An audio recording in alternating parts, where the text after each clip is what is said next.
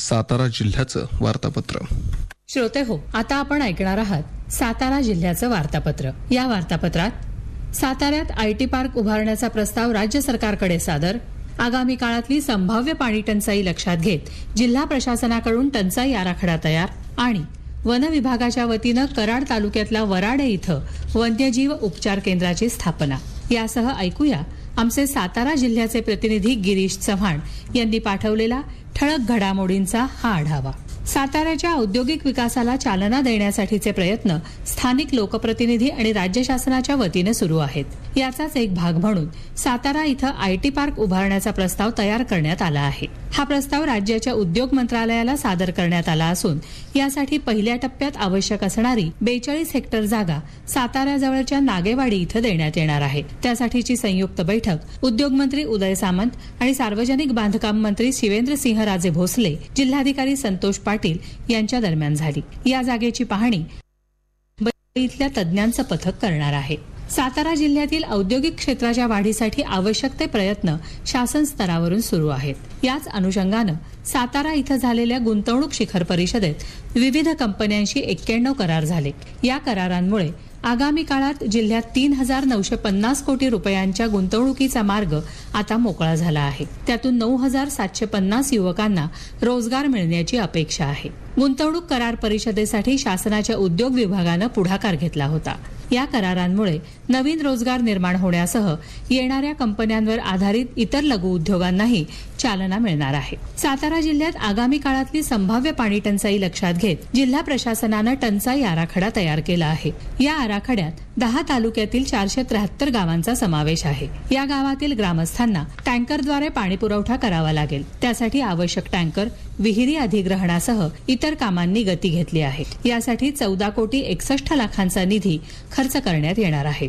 टंचाई आराखड्यातल्या सर्वाधिक 8,60,00,000 निधी तीव्र दुष्काळ जाणवणाऱ्या माण तालुक्यात खर्च होणार आहे. आगामी पाऊसमान आणि इतर बाबींचा विचार करत तसंच सांगलीसह इतर भागातून होणाऱ्या सिंचन तसंच पिण्यासाठीच्या पाण्याच्या मागणीची दखल घेत आतापर्यंत जिल्ह्यातल्या 6 धरणातून 4,742 क्युसेक पाण्याचा विसर्ग करण्यात आला आहे. गेल्या वर्षीच्या तुलनेत उन्हाळी सिंचनासाठी सोडलेल्या पाण्याचं प्रमाण यंदा जास्त आहे. पावसाळ्यात सातारा जिल्ह्यातल्या पश्चिमेकडच्या 5 तालुक्यात विविध प्रकारच्या दुर्घटना घडत असतात. या नैसर्गिक आपत्तीचा सामना करण्यासाठीचा आराखडा जिल्हा प्रशासनानं तयार केला आहे. यासाठी सुमारे 160 कोटी रुपयांच्या निधीची आवश्यकता आहे.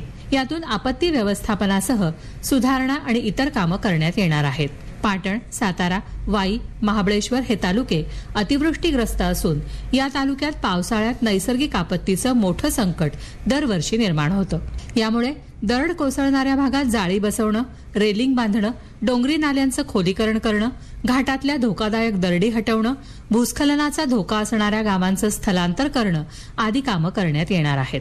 जिल्ह्याच्या विविध भागात विपुल वनसंपदा आणि वन्य प्राण्यांचा अधिवास आहे. या वन्य प्राण्यांना आपत्कालीन स्थितीत जलदगतीनं उपचार मिळण्यासाठीचे वन्यजीव उपचार केंद्र वन विभागाच्या वतीनं कराड तालुक्यातल्या वराडे इथं उभारण्यात येत आहे. या उपचार केंद्राचं काम अंतिम टप्प्यात असून या ठिकाणी आता वन्य प्राण्यांवर शस्त्रक्रियेसह इतर आवश्यक ते उपचार होणं शक्य आहे.